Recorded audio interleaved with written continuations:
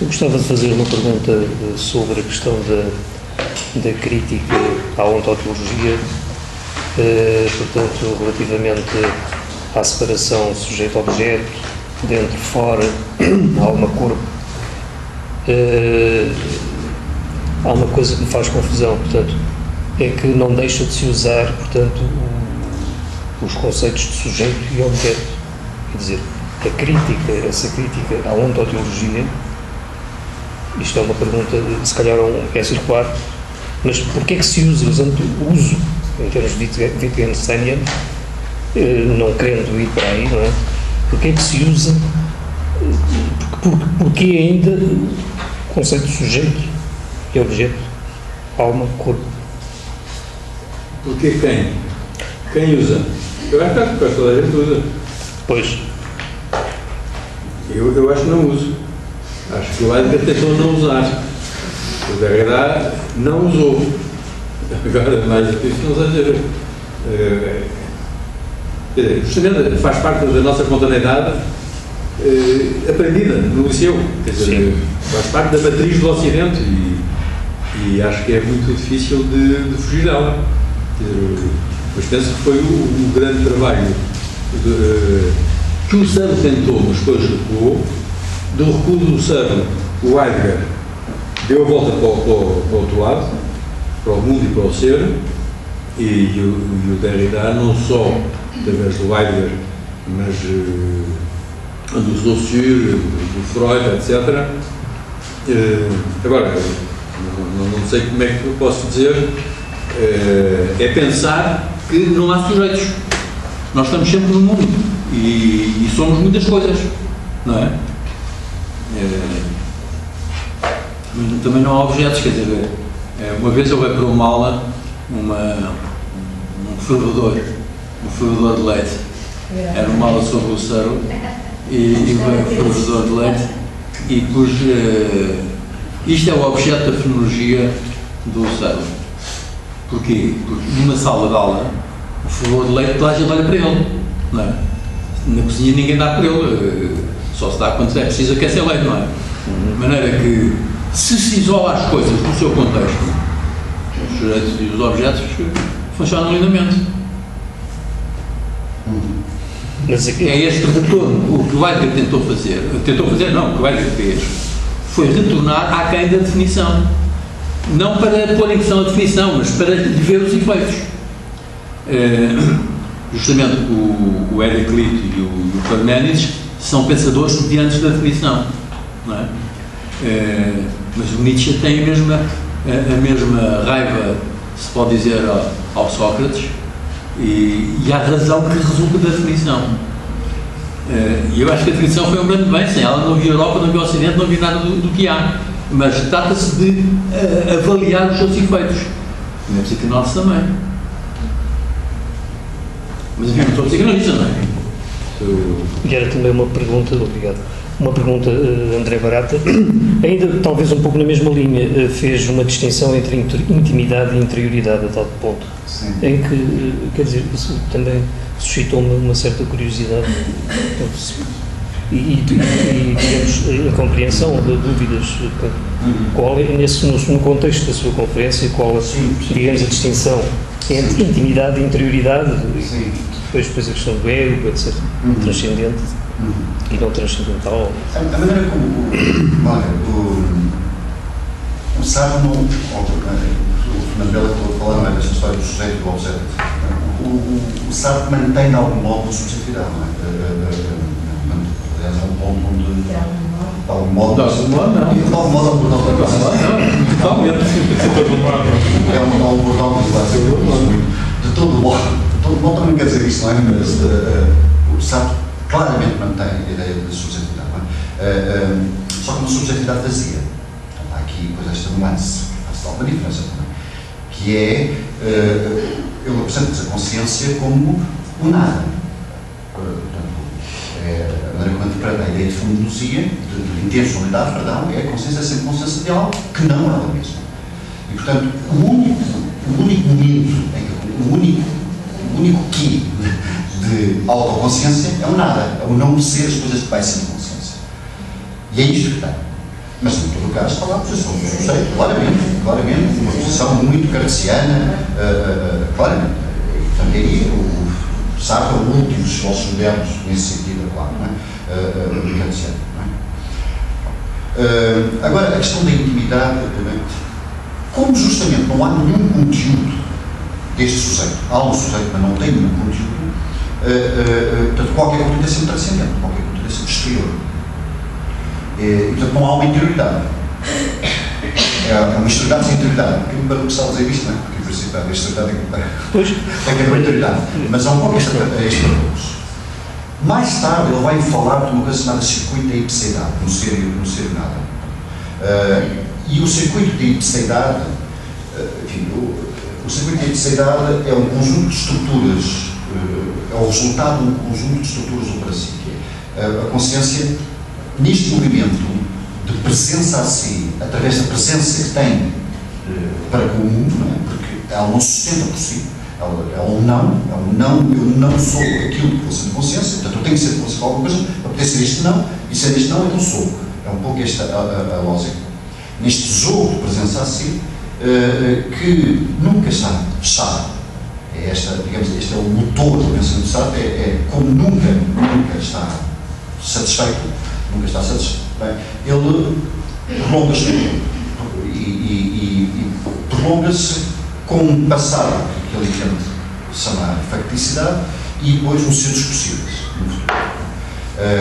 E é esta maneira como Sartre vai pensar este circuito da ipseidade. E aí há uma interioridade que aparece. Mas numa primeira fase, na terceira situação, ele diz não há nada. A consciência é simplesmente só este movimento. Não há um circuito. O circuito, digamos assim, é uma espécie de enriquecimento, é um círculo rico, encontrando um círculo vicioso, um círculo virtuoso, que enriquece. Agora, a ideia de intimidade. A ideia de intimidade é essa ideia. O eu é um objeto transcendente. É um objeto tão transcendente, eu digo claramente. No artigo que ele escreve na situação, sobre aquilo que apresenta a ideia de círculos. É tão transcendente quando qualquer objeto externo, como este telemóvel, este humano, etc. Mas há uma diferença, claro. Não é? E essa diferença é a diferença entre justamente o íntimo e o que não é íntimo. Quer dizer, o eu é um objeto com, embora eu não tenha uma relação epistémica de melhor conhecimento do meu eu do que posso ter com o eu de alguém com quem tenho justamente intimidade, por exemplo, a minha mulher, eu conheço muito bem, portanto conheço o eu dela tão bem como o meu. Esta intimidade, ou penso que isso vai dizer,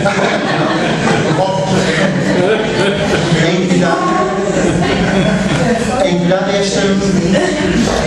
esta não distância, é uma não distância, apesar da transcendência, há uma exterioridade, mas que me acompanha. Quando me acompanha, é isto, eu fiz aquela nota também que o eu nem sempre está presente, o eu só está presente quando eu me ponho a refletir-se, quando eu me ponho numa posição flexível, quando a consciência se toma a si mesmo como objeto.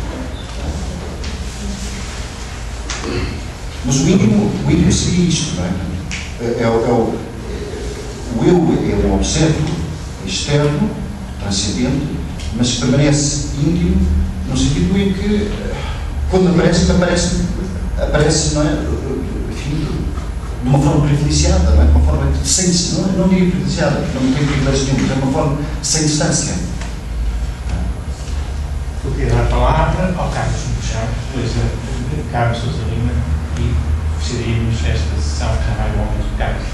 É uma pergunta para o Fernando, acerca da noção passado que nunca esteve presente. E essa noção leva-me a fazer uma pergunta que é provavelmente ontológica, mas por um fenómeno que não sei como evitá-la. E era a seguinte: de que forma, em que modalidades, em que tipo de experiência nos aparece esse passado que nunca esteve presente? E se essas modalidades existem, o que é que as distingue, por exemplo, da imaginação ou da fantasia? Eu estou a pensar nomeadamente em tudo que o Freud nos diz sobre a cena primitiva, e o que é que essa a cena primitiva, e o que é que essa noção de passado que nunca esteve presente poderá ter a ver com este conceito importante do Freud. Pois, a expressão passado que não foi presente é de Levinas.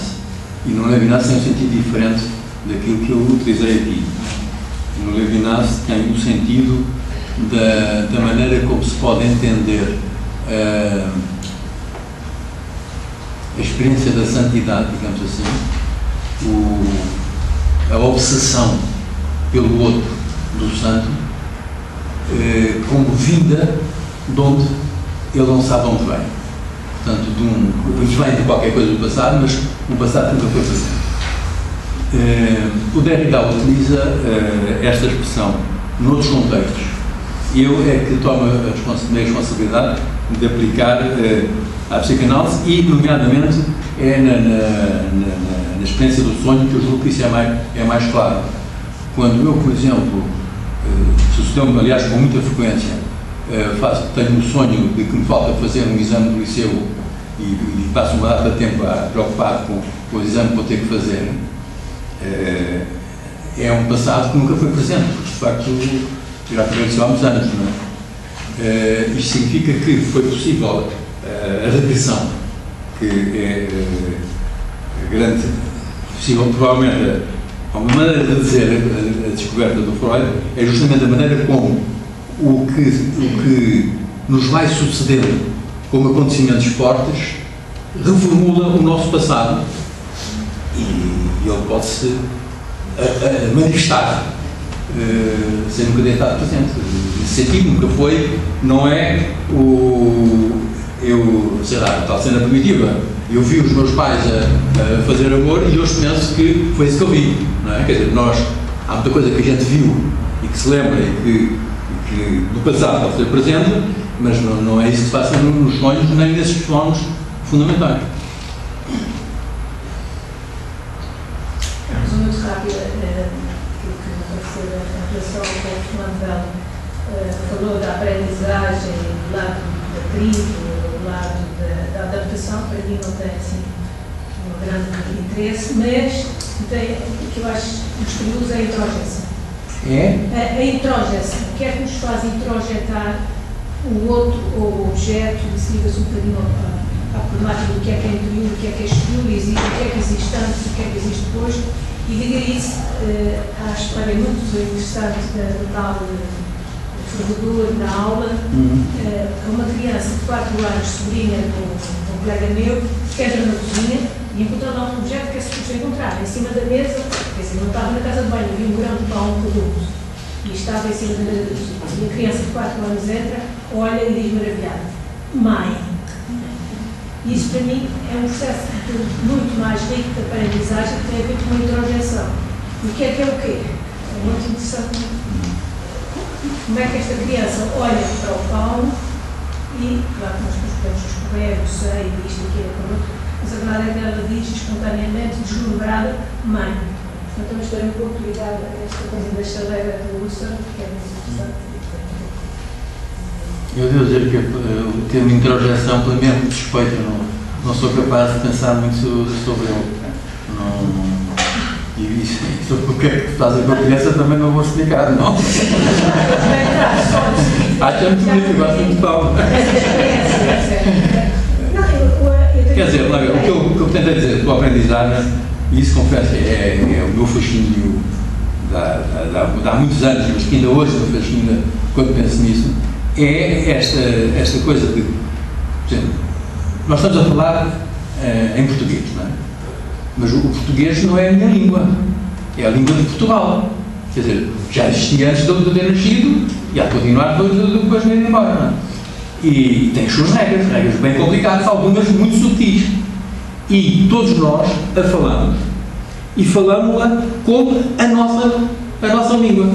E isto é, aquilo que nós pensamos, aquilo que nós, quando amamos, dizemos a quem amamos, tudo isso, que é a coisa mais pessoal, mais forte de nós, onde vêm todos os prazeres e onde vêm todas as dores, isso tudo veio do exterior e tornou-se em nós mesmos, não é?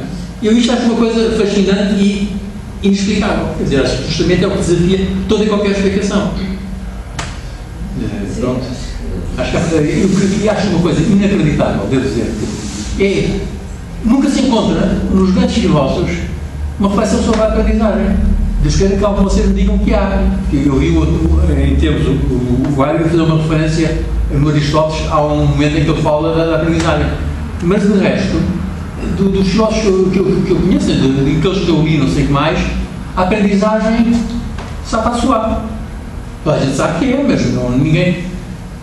Ora, eu penso que é a ontoteologia que impede de pensar na aprendizagem. Tem que ver, portanto, com essa indissociabilidade interior de dentro e fora. Era isso que também queria, mas... O ser no mundo não é apenas uma exterioridade. É o mundo, sou eu todo.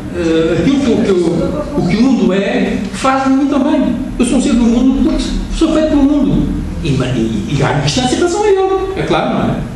Eu procuro distância, resisto a que me escutarem, etc. Não é nada de ingênuo, digamos assim. Obrigado a todos. Nós não podemos, ao contrário do que seria o nosso desejo, não podemos convidar os colegas para almoçar, não temos nada sobre isso. Há vários sítios em que podemos organizar. Há muito bem notado. Há pouco tempo, não sei como está a funcionar agora.